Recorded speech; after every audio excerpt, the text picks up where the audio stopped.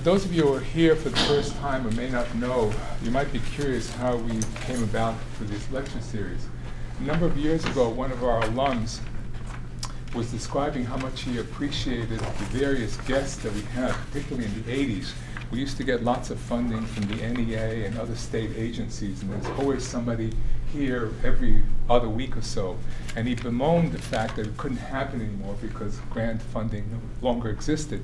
So he decided to speak to his family. This is Larry Bloom, and they decided to give us some funding on a yearly basis to support a program where filmmakers, photographers, curators, historians, and critics could come and present their work.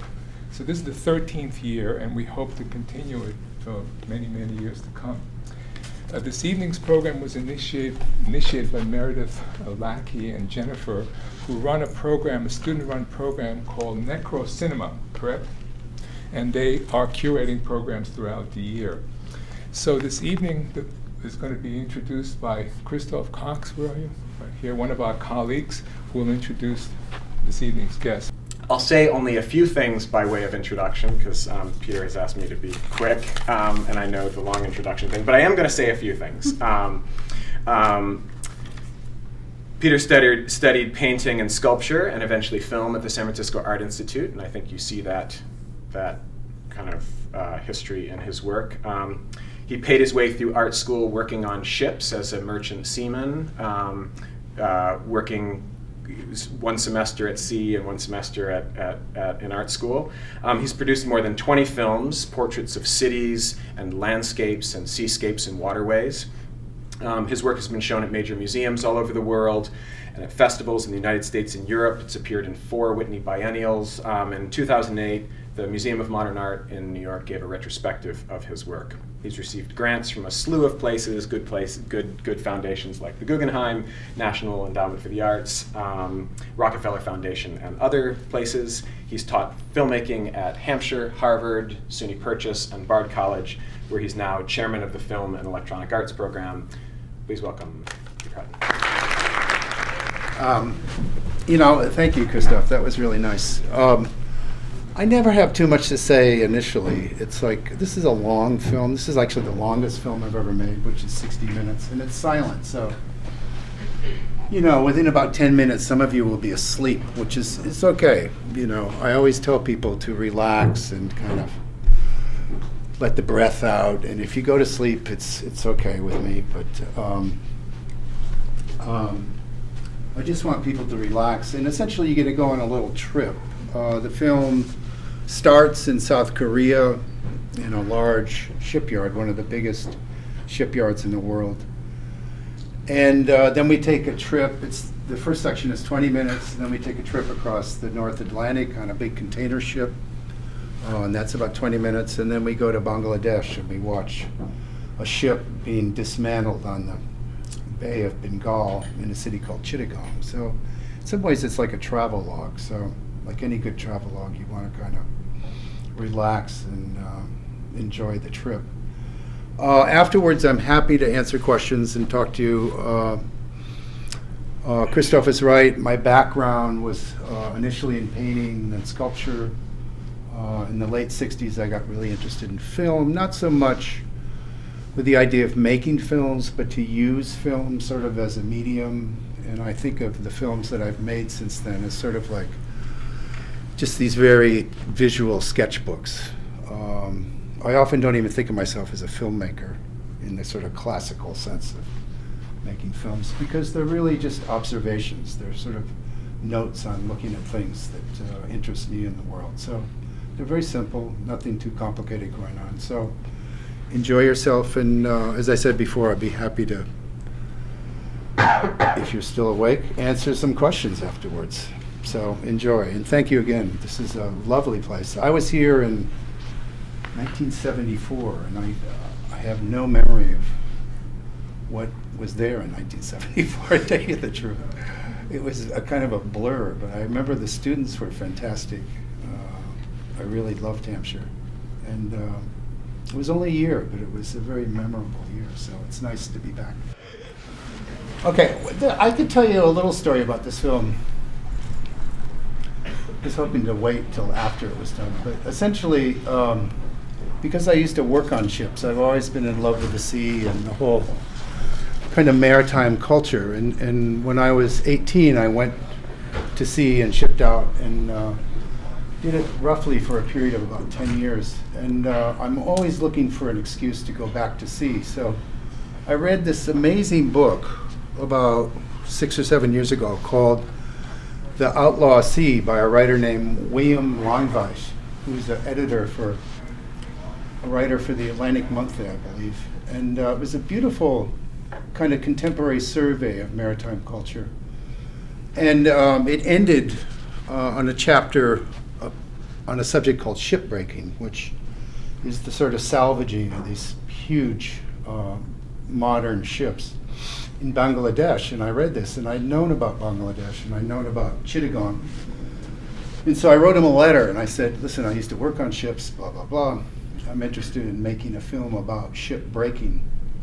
And he wrote me back, and he was actually in Baghdad writing an article about the green zone in Baghdad. And he said, I have a few connections, and he hooked me up with someone in Chittagong. But I actually started this project as a film about shipbreaking and went to Bangladesh, eventually got in a shipyard, and literally spent 1 hour of filming in the shipyard. And the owner of the yard came over and said, you gotta go. He said, you're done. I said, no.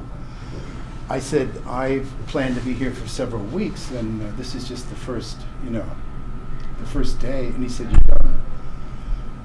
And so I talked to some of my other friends in Chittagong, and they said, well, the word is out that you're making a film for Greenpeace, and that you're outing this very dangerous, toxic business of shipbreaking. Because when they break ships, they literally tear them apart right on the beach, and ships are filled with PCBs and heavy metals, asbestos, all this stuff, and it goes right into in this case, the Bay of Bengal. So in some ways, I could have been making an environmental film, but I said, no, I'm an artist. I used to be a sculptor. I'm really interested in just this landscape, this sort of post-apocalyptic landscape. And they said, it doesn't matter, you can't film anymore. So there I was in Bangladesh with an hour of footage, and sort of licked my wounds and flew back to New York.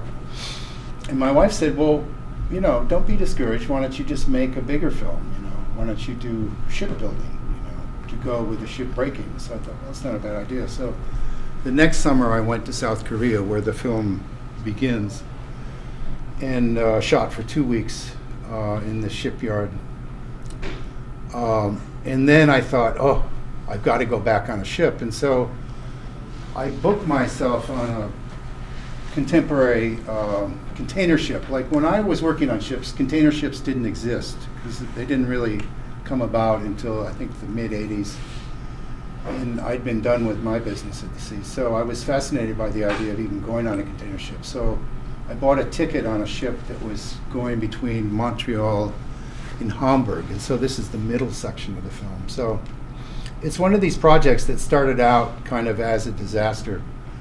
And thanks to my wife and thanks to my own just kind of stepping back and considering what other possibilities existed, I kind of expanded on it. So it's a very slow process. And so to kind of make a film like this, you get caught up in the sort of the slowness of it, and it's almost kind of, in some ways, it's a subject it's the antithesis of what most films are, which is a kind of something that has a tremendous amount of velocity. This has very little velocity, so every time I watch it, I sort of feel bad for the audience sometimes. That I've held this group of people captive in a room for an hour without any sound and without much else, And it's interesting. I mean, I'm one of these people that can derive great pleasure from watching paint dry, so. And I realized it's not something that necessarily translates to an audience. So I do appreciate your patience and your willingness to sit through it. And we had a little technical thing with the focus, which is probably driving some people crazy.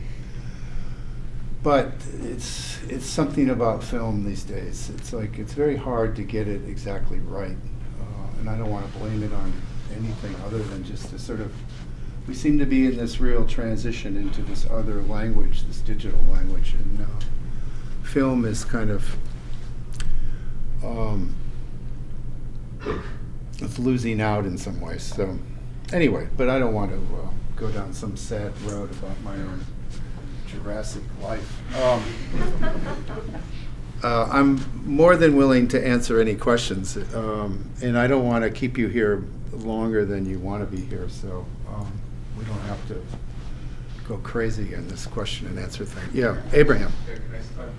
Can you talk a little bit about your sense of duration in the editing process? Mm-hmm. You don't have to just what kind of thoughts go through your mind. Yeah, I mean, that's a complicated subject. I mean, I love to shoot, and I love to look at things, and I love to watch.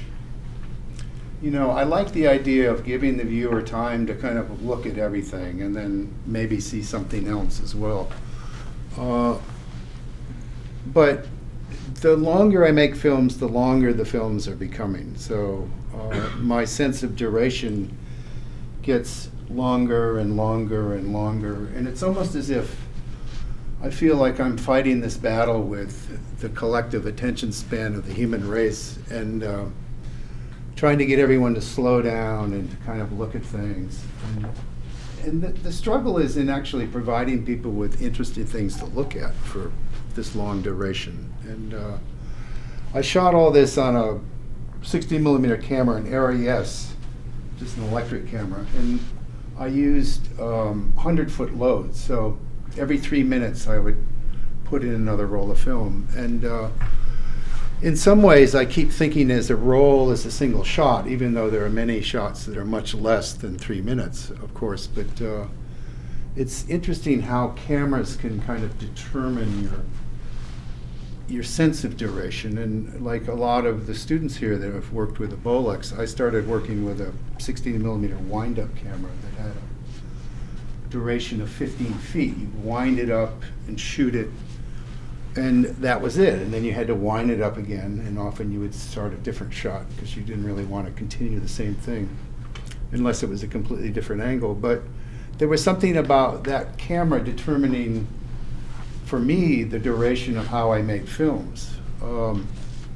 And I switched over to an electric camera so I could extend that length from 15 feet to potentially 100 feet. And you know, I do actually edit these films, despite a lot of people's impression to the contrary. I spend a lot of time looking at the footage over and over and over again. And I edit them by hand. I have a small viewer and a pair of rewinds, and I look at the material. And then project it repeatedly for maybe a year after I shot all this stuff. And then tried to assemble something that gave a credible sense of the duration and the time that I was experiencing in observing these various phases of this production. So there's an attempt to sort of be somewhat honest about how slow and how tedious and how, in some ways, kind of uneventful these processes are, despite the fact that I found what I thought were very fascinating aspects of it. So, does that help? Yeah, sure. Yeah. Okay. And I mean, it's like interesting because I look at my early films, which the shots are much shorter, and it feels like MTV or something. I mean, it's, you know, people died when I made these films because it was really long compared to what else was going on. But I'm always amazed in this day and age with our capability of absorbing information and processing information. And it comes from the computer, it comes from all the technology we're wired into. And I was always interested in the idea, and you have to understand that I'm coming to this whole thing from the background of someone who was a painter and really fell in love with looking at paintings and going to museums and standing and sitting and looking at paintings for a very long period of time. And of course, paintings didn't move, but the idea was sort of engaging with the work and trying to go to a different level of understanding of what a painting was by just giving it my time. And when I was young, I lived in Hawaii for a number of years. I actually went there when I was 18 to catch saltwater ships going around the world, because Hawaii at that time in the 60s was a great port to catch. Honolulu was a great port. And I studied with a lot of Asian teachers, Chinese, Japanese. And one of the first painting classes I took was Chinese brush painting. And I often think back to that sort of influence of being strongly kind of forced to look at things and to really study things, whether it was just simply the brush and the ink on paper and the process of the paint being absorbed into the paper and then the line itself. And I often think that it was a much more sort of Eastern orientation to looking. It was a much more contemplative, kind of meditative process. And when I think of Western art, I always think of really the antithesis of that. I think Western art is something that's almost shouting at the viewer to get your attention. And I think a film is very much like that too. It's like, it's wrestling with your attention span and saying, look at me, I'm interesting, I'm funny, I'm outrageous, or whatever. And my orientation was this very quiet, kind of contemplative engagement that was much more of a sort of Eastern sensibility. So I think that influence has really pervaded the kind of work I do, and this durational thing as well, to give people time to look at things. But I think by and large, we're very, particularly in this age, we're very wired to be fed information and not to really retrieve information with our eyes or with our patience. So there's definitely a sort of a tendency to go against the grain of where I think a lot of people are these days, by way of information, the computer, TV, media, whatever. So it's an interesting struggle. You know, people have often introduced me as an avant-garde filmmaker, and I said, oh, no. I said, I'm part of the rear guard, you know.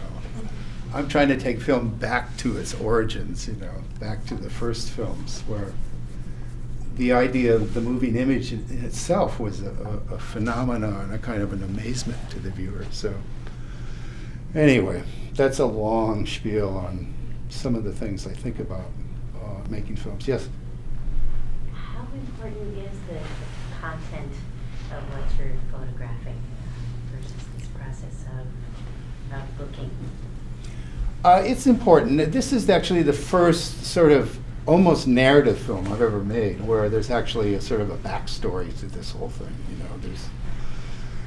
I was going to call this film The Way the World Is or something, because it was interesting to me sort of coming into this. And you have to understand that the film is about salvaging these ships, and in some ways, my relationship to the film, I was like salvaging the film, because it started out on this very kind of difficult situation where I wasn't allowed to do what I intended to do. So I sort of had to come up with a new idea to it. But the content is always important to me, even though in most of the work I've done, it's all about the sort of reductiveness of movement and time, texture, light. It's about these very sort of intensely visual qualities that I derive a lot of pleasure from observing. And there's not much of a story to what I do, other than that it's a record of what one person has been looking at for 40 years, a kind of an endless kind of sketchbook of observations. Whereas this is actually a kind of a story. It has a beginning, a middle, and an end. And so it's kind of new territory. But I'm working on a new film, which is sort of the antithesis of this. It's another long film. It's in 3 parts, but it doesn't really make sense. So I'm kind of happy to go back to not to be a narrative person. Yes? Which of these shots did you find most enjoyable to shoot? Or are there any of them that you find more interesting? That's hard to say. The sea to me is really beautiful. The textures of the sea and the color of the sea. And there was a moment when we were crossing the ocean where they stopped the ship in the middle of the Atlantic, and they had to fix something in the engine room. And I don't know if you noticed, but there's some point when we go into the black and white where all of a sudden we're not moving anymore, and we just look at the texture of the sea itself. And that to me was like, this is it, you know. This is the shit, you know. But unfortunately, we were only there for like 4 hours or something, and they cranked it up again, and off we went to Germany. But the idea of being out in the middle of the ocean with a movie camera, to me, is pretty intense, and it's pretty beautiful. And I always regretted that I didn't quite get it. You know, I tried to get it in that time, but to convey the scale and the magnitude of the space that you're in is really difficult, you know, with a 16 millimeter camera, I guess. I didn't have any super wide angle lenses, but there's something so exciting about being so vulnerable and being this speck out in the middle of the ocean. So I really love the last shot of the sea sequence where the sun goes behind a cloud and this dark cloud drifts across the texture of the sea. And it gets increasingly darker and darker and darker and darker. And there's this amazing experience I had when I was working on ships. And, you know, if you got a hook back there, just get it out if I'm going on too long. But this was, like, for me, one of the most amazing experiences I ever had looking at the sea. And I was working on a tanker. We were going to the Middle East from Southeast Asia. And at night, I would stand lookout on the bow of the ship, which was an amazing place to be at night going across the ocean. It's like riding this huge bucking bronco, and you're literally hanging on to the front of the forepeak, the very furthest most tip of the ship, surging across the Indian Ocean. And it was warm. I had a t-shirt on, and the moon was out, and the sea was all illuminated, and it was just so beautiful. I couldn't imagine a more beautiful experience. And slowly I felt it getting colder and colder, and it was like I couldn't figure out what was going on. And then I realized that the clouds were starting to cover the moon, and so it was getting darker and darker, and it got colder. And pretty soon I was like crouched under the forepeak. The winds were kicking up, and all of a sudden it got darker and darker, and I couldn't believe my eyes. I couldn't believe that it could get darker than what I knew darkness to be. It was like we were going into the inkwell. It kept on getting darker and darker and colder, and the seas were getting rougher. And at some point, the mate up on the bridge shined a light down on me, which was an indication that I should go back to the midship, go up to the bridge. And what we were doing was sailing into a storm. And soon it started to rain, and the seas kicked up, and I turned around to go aft, and just at that moment a wave tipped over the bow of the ship, which maybe would have washed me overboard, I don't know, but I like to think it would have. And I went up to the bridge and I watched, and we actually punched through this storm and came out the other end of it, and then it started getting lighter and lighter, and the moon came out again, and it was just like, oh my God, that was the most interesting experience I've ever had in my life. And I thought, if you could record something like that on film, it would be extraordinary, you know. So, anyway. Oh, I have a lot of stories. They're probably more interesting than the movies, you know. But just being at sea is a really wonderful experience, because it's a landscape or a place that most people don't know anything about, you know. And so to be out there and to be an artist or a filmmaker is really special. So I always hope that I can bring something back that's beautiful. Okay. Anybody else? No. Well, thank you. Oh yeah, one more. Sorry. Can you talk about color versus black and white? Yeah, I mean, I love color. I always resisted color because I started making films in the 60s, and everybody was doing color because it was, you know, the 60s. And I think a lot of it was this sort of, this Asian thing I had going, because I'd been living in Hawaii, and then I moved to San Francisco and started studying with all these crazy artists in California. And color was like, it it was psychedelic. Everybody was trying to out-color everybody else. And I was really getting into black and white, you know, and I'd seen a lot of Japanese films, the classic Kurosawa stuff, and so I was saying, forget about this color thing, I'm into black and white. So I said, I'll do black and white for 10 years just to kind of try to master it a little bit. And so I ended up shooting black and white for 30 years. And it's really in the last, well, say 25 years or something. In the last 15 years, the labs were giving me a lot of problems with the black and white. And there's a particular kind of film stock that Kodak made that they stopped making. And I said, oh shit, I gotta go to color. And so I started getting into color, and I really love color now. The problem is it's like 5 times more expensive than black and white. So I don't shoot nearly as much as I used to. And when I shot black and white, I thought, this is great. It's only $8 a roll or something. It was very affordable when I was a student. So, but I love the way that black and white abstracts reality, you know. And I think you can do the same with color, but it just takes a lot more work and a lot more money. So I'm working on the color thing a lot. I just shot about 3 hours of color footage in Detroit this summer, where I'm from, and I've made films in many other countries all over the world, and I've never made a film in Detroit, so I went back there this summer and shot a lot of color footage of Detroit. And what's interesting is that it looks like it's black and white, a lot of it, because Detroit is so bombed out and sort of colorless in a way, that it's like the color's been leached out of the city. So I have this kind of brown gray thing going on. But, I'm working it. Yeah. I had a quick question about, since you record a lot of landscapes, Mm-hmm. I had a question about the structure of your film, because it started out in the opening sequence, the landscape was really, it seemed to be really dramatic, but the ships were almost overwhelming the landscape. And then in the middle section, the landscape was kind of overwhelming the ship, because the ship was in such solitude. Mm-hmm. And then the last section, they kind of became the same thing.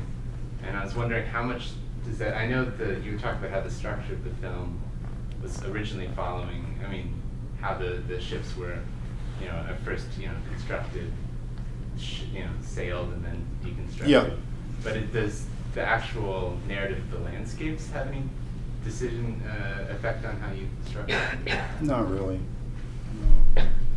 I mean, I think the most amazing thing, if there is anything amazing about this film, is the fact that we start in the future. We start in this like hugely technological, sophisticated industrial environment, and these modern shipyards are amazing because they make all the ships on computers, and then they put them together, and they make them like Legos and put them together like sections, you know. So it's very interesting to watch this.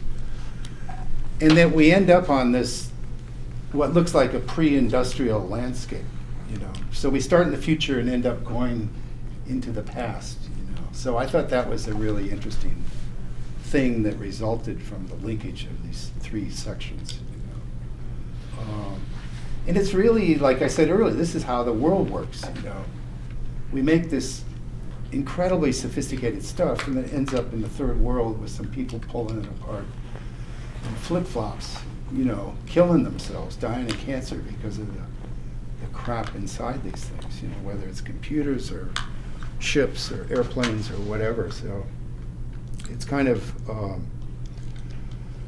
you know, it wasn't my intention, but it just sort of happened that way, you know, that there is maybe this other layer of commentary there. But it's not really about the landscape as much as it all happens on the landscape, you know. But I am really interested in the idea of landscape. What is the landscape? And I often tell my students, I think the hardest thing to do in film is really to do nothing. Because there's something about film that suggests that you have to do this big thing with film. You know, you have to tell a story, you have to completely dazzle the world, you have to keep people engaged. And when you don't do that, you're just left with this image of reality in some cases. And I always find that to be much more interesting than what people make of reality in that bigger idea of what cinema is, you know. So I could go, I mean, I make a lot of films, it's just about light moving across the landscape, or the wind or, you know, just very subtle things. And to me, that's enough to stay engaged. And that probably comes from having been a painter. That was my first love, you know. But my God, it's a struggle for a lot of audiences I encounter. You know, it's like, and then you take sound away, and people are like, "Oi, what are you doing to me?" You know, this is like a torture chamber. I always remark that I live in this little town in New York, and I go to get gas frequently.